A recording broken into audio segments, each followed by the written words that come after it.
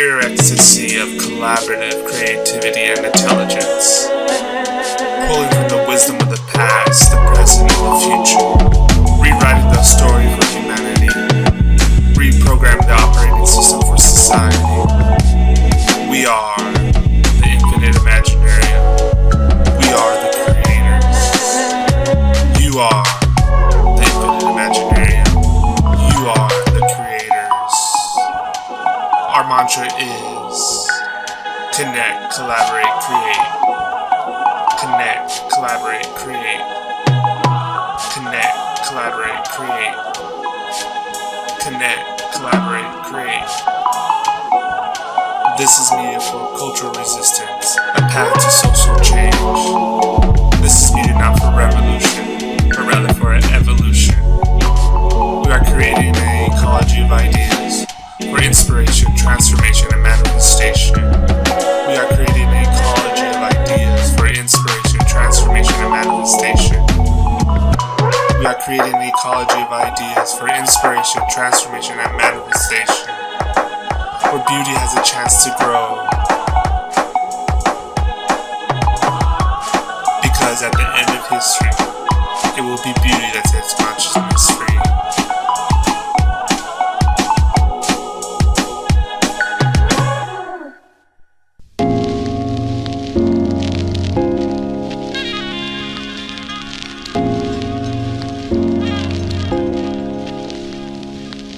Yeah, because I think when you start trying to explain something, you go into a different part of your brain, which is a factual, descriptive part of the brain. So it's not you move out of the feeling center. So you start to sort of not you can't quite describe it. You can't necessarily describe the feeling. It's not because you're not in the being state anymore. You're not being in that state. You have to leave the being state in order to describe the being state, if that makes sense. So you might sort of start trying to describe it, and then you kind of lose the thread. It's almost like, oh, what was I talking about? And it's weird. It made me think of like when you have a dream and you first wake up from the dream, and when you're kind of like waking up and you're in that sort of half awake state mixed with the half asleep state, you have this real clarity of the dream, and then as you wake up more and more, the clarity starts to diminish. So you can't remember it as well. Obviously, there's certain dreams that you can just remember with clarity for like years and years down the line. I've had dreams that I had years ago that I can remember, but I also remember having dreams that were really amazing when I first woke up. And then as I started to really wake up,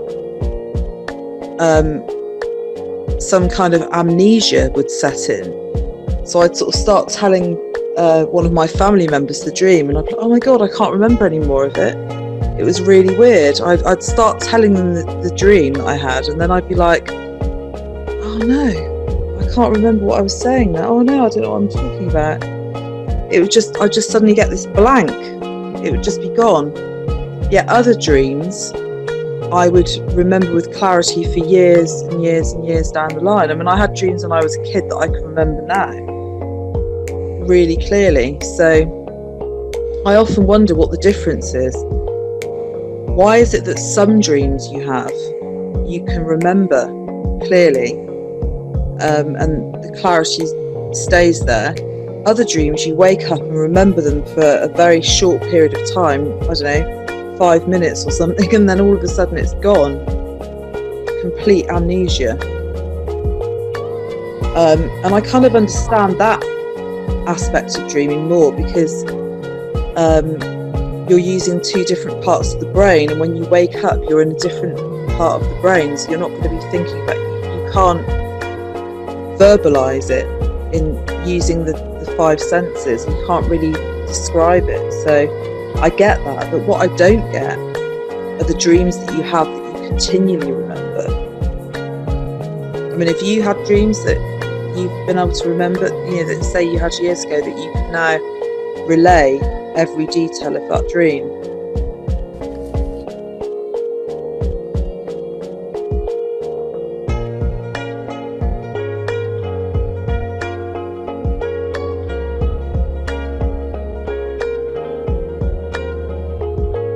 The dreams, just as a practicality, get faded into the background because you're starting to focus in on what you have to do. So, your RAM of how you're processing your information was like, okay, it's time to switch, and now we're going into what we need to function today, and then we'll put that in the background. We'll save the defragging for later because a lot of times when I reflect on my dreams, and I've done this as a practice, is when I take a shower. So I'm like showering, and I go and I'm kind of like in this meditative state, and I'm reviewing the dreams and letting them surface without trying to really think about them, but actually just kind of like letting them flow, and like this meditative states where you have just things pop up into you.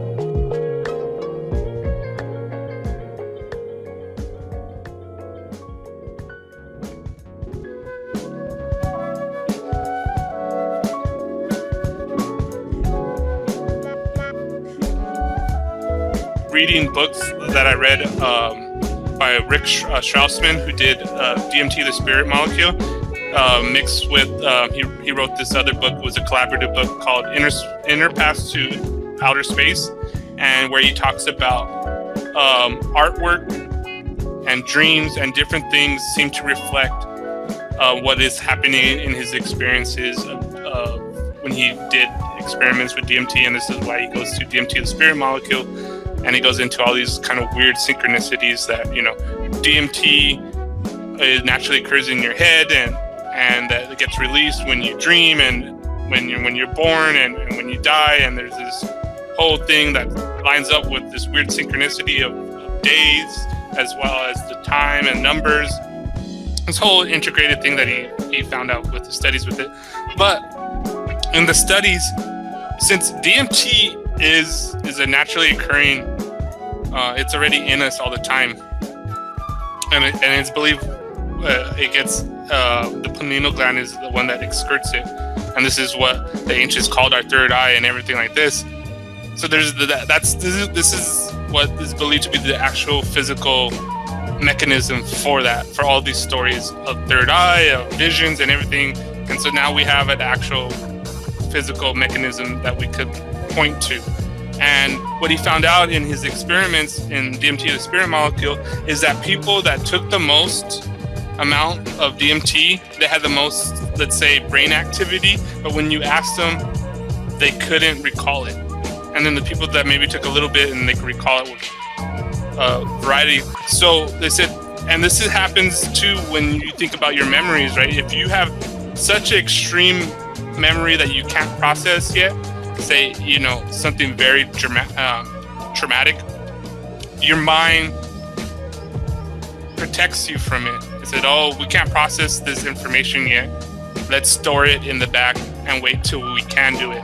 So you literally can't remember it. Like, there's a lot of times where I have had these dreams and I try to recall, but I lose it, and I'm thinking, and I always go back to what I was reading in the book. It's like, oh, maybe I went too far deep into whatever area of the mind, and it's like, oh, you're not ready to process that because you need to clear, your history of your mind, because all of that is lagging the process of that information. You have too much stuff on your everyday ticky-tacky stuff, so you don't have enough computing power to process that data yet. So we leave it back there. And there's times too where in a dream, I know that I'm getting to somewhere deeper than I've ever been before, and I wake up. It's like this Control-Alt-Delete that happens. Like, okay, you're not totally there, ready to process it. and so you don't lag. We need to Control Alt Delete because you're going into areas that you're not ready to process yet, and then whoop, Control Alt Delete, and I wake up and I'm like, oh, great.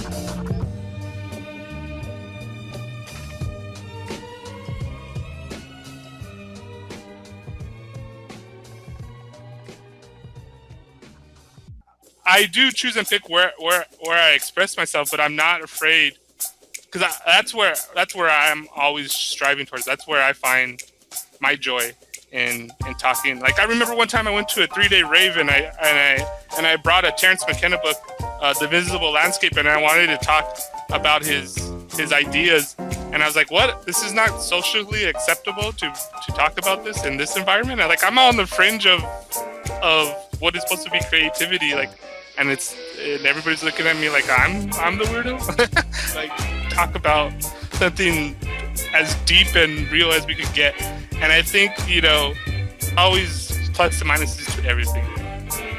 All these lectures of TED Talks and everything that's on YouTube, of these great lectures, at a certain point, it's counterproductive. We talk ad nauseum about how does it resonate with somebody, at a certain extent too. That's why I kind of want to I haven't found the balance yet of how long is a clip. Is it too long where it's counterproductive with the tension? But also too, I don't want to cater to the short attention span that we already have, like the 2-minute video or even less. Now it's down to 30 seconds. And also too, I think it's only, these videos and these talks are just a catalyst, but the actual stuff is, that's why I want to start focusing on the blog to create that depth of if something resonates with you, people only reference a YouTube video. That a YouTube video to supplement actual reading research or a book or your experience. It shouldn't. It's just supplement it and not replace it. A YouTube video is not the equivalent to a book or actual research or an essay, or even the process of creating an artwork or something. I've struggled with this with myself, and that's why I kind of like doing these shows, because I want to honestly put out my confusion of my own process, because I don't want to make any illusions that Minds is going to solve all the problems of the world, or a YouTube clip is going to save everybody's soul. Sometimes I like to say that as far as being poetic and stuff, but I am realistic of it. It could help spark it. And also too, every time I was in a fucking scenario meeting, they were talking about the blockchain and how it's going to revolutionize everything and this and that, and I'm like, that's fine. I mean, the technology is great and everything, but it's just a tool. If we have the same mindset that we had before this tool, we're just going to use it in the same way. Same way to exploit someone else's creativity, have managers or have sharks that control the resources, and we're going to be in the same boat. We're going to do the same cycle. And no one, on Minds researches more about blockchain than I do, or gets into, stuff like that. So I'm into it, but also too, I'm realistic about it. I'm like, yeah, it's just another tool for us to use. But if we don't change our own inner narrative, the narrative is dead, whether we realize it or not. And those of us that realize it is okay. But if we don't build a better or newer inner narrative for ourselves, then we're going to repeat that same cycle. We're going to have a revolution and not the evolution. And I think it's going to happen no matter what. But I'd rather ride the crest of consciousness than to get submerged or crash into the wave. I'd rather surf it than be swallowed up by it. And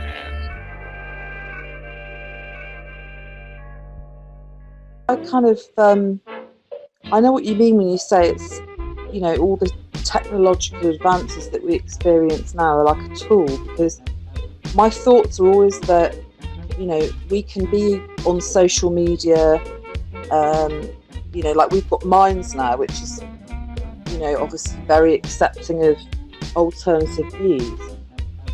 But I was thinking the other day, but how long do we do that for? You know, this continual reminding and sharing and all the rest of it, of, you know, in order to try and enlighten people. You know, what's the ultimate goal? Do we, you know, get everybody to migrate to Minds, and then what do we do after that? So there's a scene in that Disney Pixar film.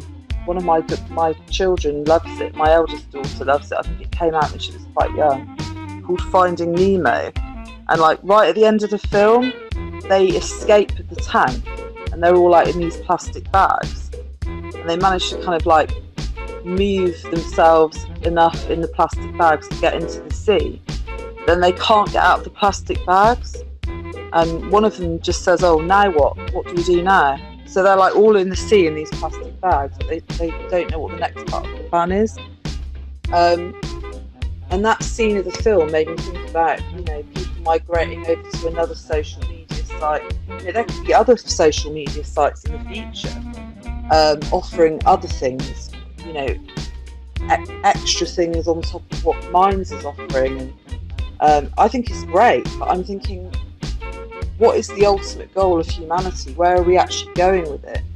Are we just going to all migrate over to an alternative social media site where we just keep on living in a virtual world? You know, that's kind of my concern. You know, where's it leading? But I suppose, you know, if we're being creative and open with our sharing, then we're going with the flow and it will evolve naturally. So I suppose, you know, in the positive sense, you know, we don't need to know where it's going at this stage. We can just sort of go with the flow and see how you know, where we end up, I guess. Yeah, I don't know if you guys have seen Black Mirror, that sci-fi show. No, I haven't seen it. Yeah, it's really good. They have this one episode and it's called Nosedive, I believe. And basically the premise is that they have this new app, and basically it's in a near future where you rate people's personalities, and that's like a currency. So you have ratings, and like I guess 5 will be the best. And so if you are you get certain like VIP privileges if you're a 4.2 or whatever. And so every interaction you have, you rate people, you give them a 5-star or 4-star or whatever. And so there's this moment where the person is chasing their rating, right? So basically all their interactions are supplemented via their app. And this is kind of like, if we don't change the narrative of social media, that instead of social media helping, being a supplement to actual interactions, it's going to replace interactions. And that, you know, that same gamification that where people are stuck in, you know, chasing the dollar, they're going to be chasing likes and getting, you know, people to, so they change their whole personality so somebody could like them, and they get a new currency, and they're working up towards this, and that's all their life is, right? And this is the same thing that happens when you chase, you know, the 9-to-5 job, and you think you have to do this if you go to the right college, and you get the right job, and you play everything right, and then you see that life like kind of like passes you by. But in that story, it's so funny because I was watching it and I was like tripping out. And this is like the same problem that I'm always frustrating with social media. Because like before Minds, I never actually did social media. I mean, I was always on like to the next thing, like you were saying, you know, like Friendster. I was on Friendster, and then once like everybody got on there, I went to MySpace. And once everybody got on MySpace, I went to Facebook. And it's the same process. Once everybody got onto Facebook, I went to Minds, and I realized, hey, this is different. Like, this can be different. and I launched onto that saying, weak minds discuss people, average minds discuss events, strong minds discuss ideas, and I kind of, that's been my motto of how I handle Satori D. Yes, sometimes I talk about events, which would be political or certain technology stuff, but I try to latch on to overall talking about ideas. I mean, I follow some of the threads, but I made a conscious effort not to get into that, because I think all of that is a distraction. I think just at the same time, the distraction of who's worse, Hillary or Trump, is a distraction. I mean, I think one of the keys is for people to go to become introspective and learn to be on their own with their own thoughts, because we mirror each other all the time. We kind of feed off each other. Consciousness feeds off other consciousness. So you get a collective consciousness. When people learn the art of being on their own with their own thoughts, without the distraction of TV or movies or any external stimulation, they start to learn about who they are, what they want as an individual aspect of consciousness. And then they can build something new on an individual basis, and then connect with other people, and then that builds a new paradigm, that creates something new altogether. But what happens is we just feed off each other, and the same things are just perpetuated non-stop. And the small number of people that have the awareness and the knowledge but use it in a negative way, something that we would refer to as occulted knowledge, which just means hidden, but obviously the word occult has got, over the years, has been propagated as a negative thing, as a dark, evil thing, but it actually just means hidden knowledge. So that's why, all these terms, the Cabal, the Illuminati, the small group of individuals that hold all the keys and all the knowledge, they create this perpetuating cycle of propaganda and lies and garbage that they continually spew out to people. So we pick up on that, and then we just feed each other that spew of garbage non-stop. So you just get the same cycles of events and scenarios going round and round in circles. You don't do anything else. This is why, I always say to people, depression is actually a good thing. You shouldn't suppress it with drugs, to try and sugarcoat the bad feeling. You should embrace it, because it actually gives you an opportunity to become introspective and learn about who you are as a person, so you can create something new. Because that's the only way that we can create something on a collective level, is that every individual person gets in tune with who they are and what they really want, what they really like. They're not worried about what people think of them. They're just this is why they've always, I don't know how the saying goes, but I think it's like about people who have got nothing to lose are the most dangerous people to society and changing society, because they don't care. They've got nothing to lose, so they tap into who they are, they reveal who they are, and that in itself changes things, that evolves things, more to the point. When you're talking about the dark night of the soul and everything that we've just been going over, kind of strikes me that the internet and the digital interface is a recreation of our baseline consciousness that exists when we go into a natural scenario. So little needs to be said, so much is just thought. And in previous ways of life, like before what we call our recorded history, I'm absolutely sure we were much further advanced, and our pineal gland was supposedly 10 times larger, and we mapped the planet by astral traveling, and we communicated with each other about thoughts and ideas and concepts instantaneously without using the logos.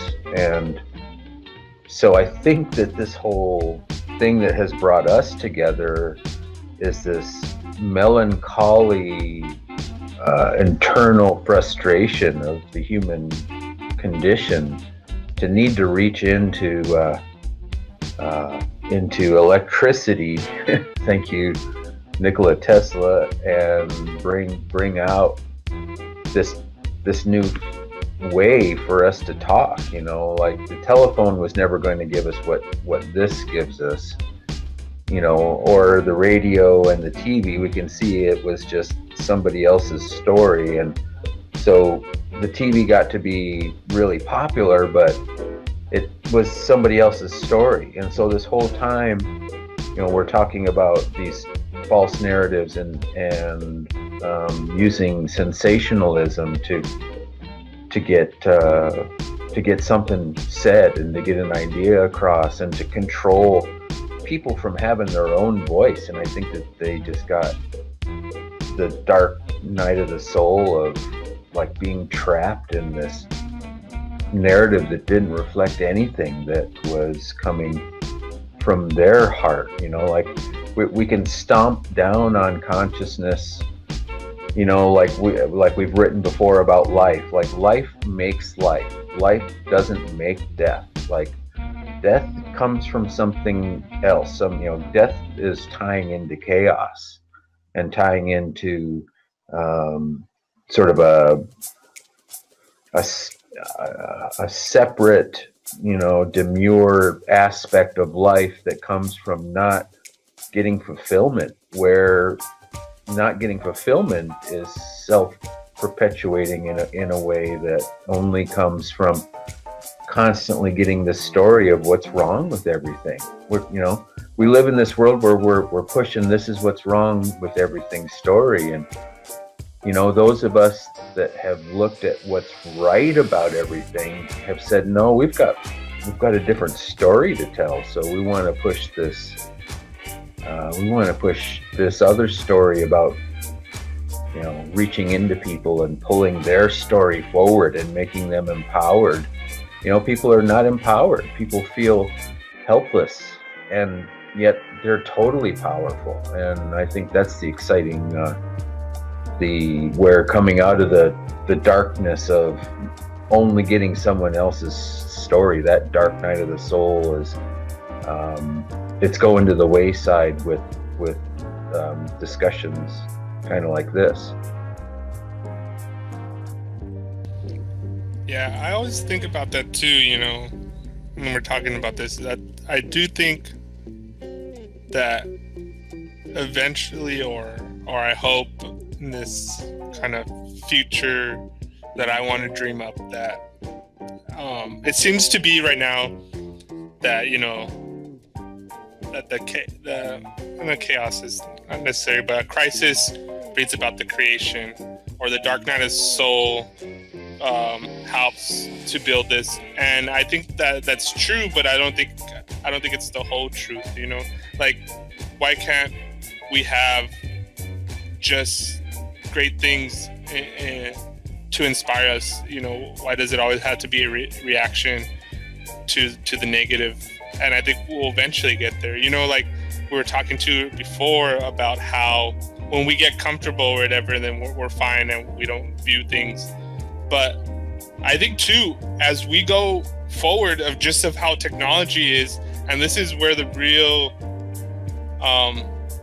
test of what we are going to be as a species is, because I was reading all these articles and people are believing what Donald says about how he's going to make America great again and bring back the jobs. Those manufacturing jobs are gone, long gone. These companies, even Uber is not about, you know, about their drivers. They're about developing automatic driving. So their whole goal is to use the data that they have of these people that are driving around in order to map out the roads and work out to get enough data so they could develop the automatic driver. And then so they won't even need a person to run their business. This is where everybody's thinking.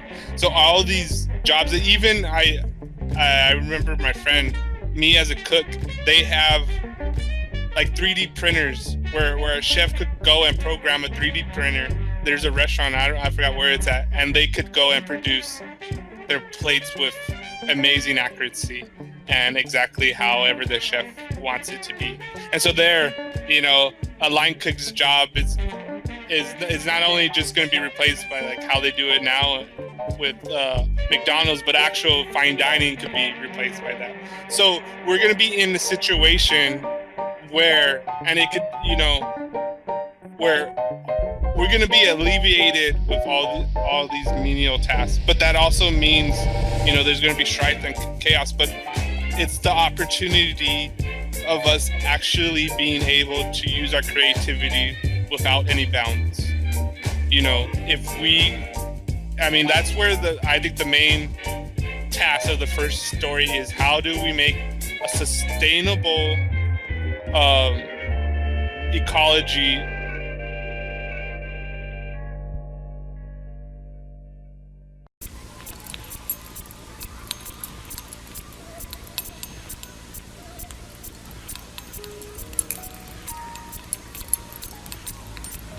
We've always been taught, you know, from a young age that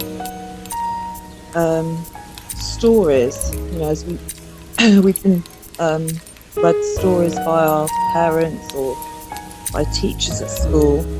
You know, it's that whole thing of like, oh, it's just a story, it's not real, it's just pretend. And, you know, there's this whole thing surrounding stories about how they're not real. When in actual fact, creating a story is the reality. That is the reality. You know, and the other thing that we always get told is like, yeah, you need to get your head out of the clouds and get in the real world. You know, what is the real world? You know, I always wonder to myself, what defines reality?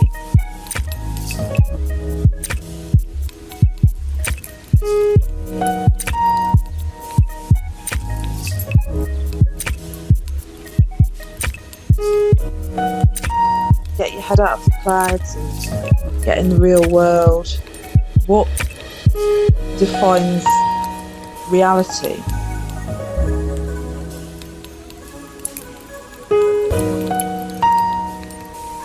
Get your head out of the clouds and get in the real world. What defines reality?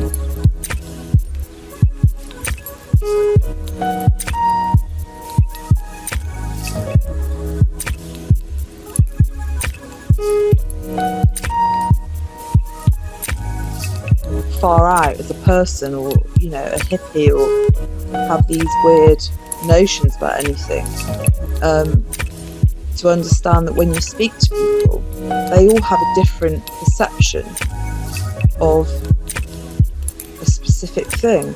So like, everybody could watch the same film.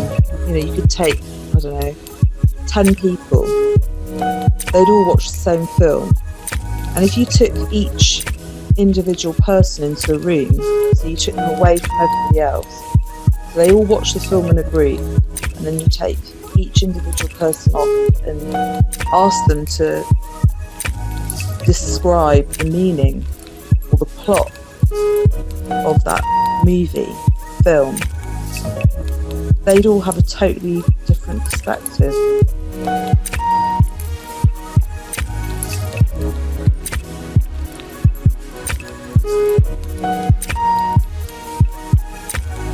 Completely different view of what the meaning was.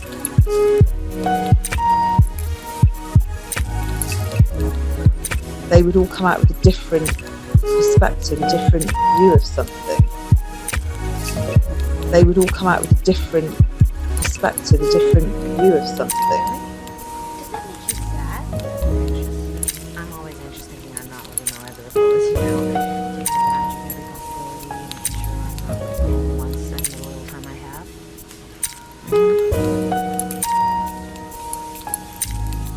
You know, it would have a different, it might have a different meaning to them. You know, if you asked them what the ultimate meaning of that film was. And it's like in life.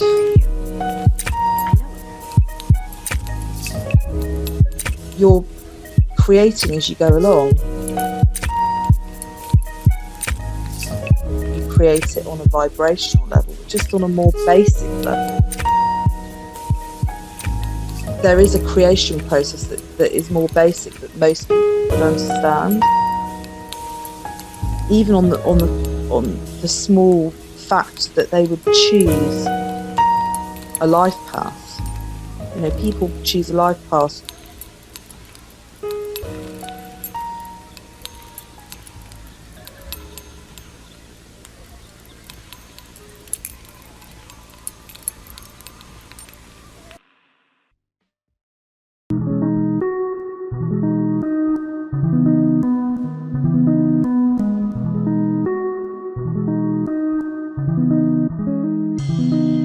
Write your own story, yet we're told conversely that stories are you know, just fun and frivolous and pretend, and you know, that actually everybody, you know, across the board on all different levels chooses their own life story and is totally accepting of that. That's actually part of society, is that we're conditioned to choose a career path or a life path, or you know, what we want to do. So even if you're not a deep person, and whether you think about anything in a sort of off the normality sense of thinking processes go way, you still have that knowledge and awareness that we choose our own reality to some, you know, lesser or greater extent. So I often wonder that, you know, is it a massively difficult thing for people to conceive that they would create their own reality? Because there is, you know, a small portion of conditioning in society that teaches us that.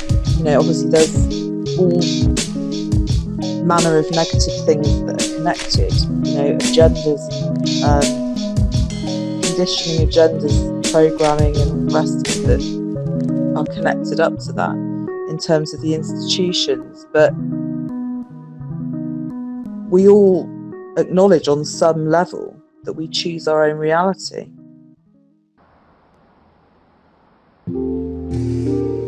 I think if we were really able to eliminate the you think about, you know, Da and Mom, they would wake up and have coffee and pick up the newspaper, and instantaneously that's where you identify the story. That's where you say, oh, this is journalism, this is the story. Whereas in this new world we're heading into, the more time, let's say we only go to Minds, and on Minds we have friends all around the world, and we're curious about what's happening in Syria today, or in Russia or in the Ukraine, and they give peer-to-peer proof of the story, of the real story, not someone else's version of it. You can just imagine how quickly consciousness all of a sudden, you know, we understand the entanglement aspect of each other. Like I was writing about pain and loss yesterday, and today, Nikki, your blog came out, and then Daniel's poem came out, and all these things are functioning on the same tangent. And you never said anything to me. Daniel never said anything to me, but somehow, because we've come together, these things coalesce. So you can see where the world will go, the more incensed. Like, this is the beautiful thing that just happened with this process in the States, is nobody believes the media anymore. Like, they cannot even say that it's a plausible truth. So now the more dispossessed they become, the more opportunities it gets for us to entangle together and change the narrative and go to the source and not be bamboozled by people trying to project their version of reality on us. And I think that in it of itself begins to grow consciousness, because it ultimately is, what you believe is true.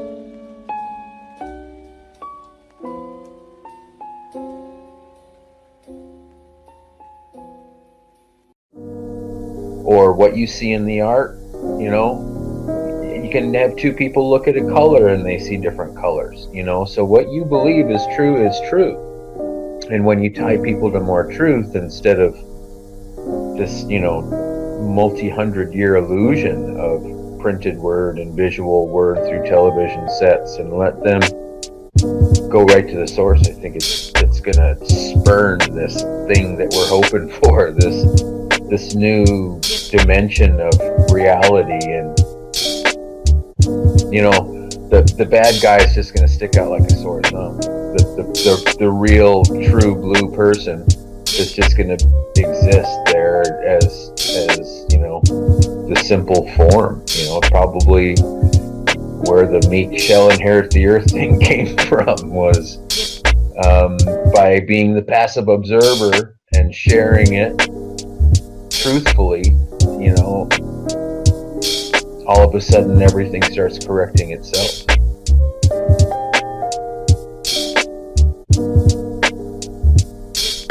About time to wrap up things. Deep inside the Imaginarium, I got a lot of stuff to edit later. But I guess I want to leave it with, I think it kind of to emphasize what Kevin was saying. Thoughts are shadows of feelings, always darker, emptier, simpler. This is the death of the narrative.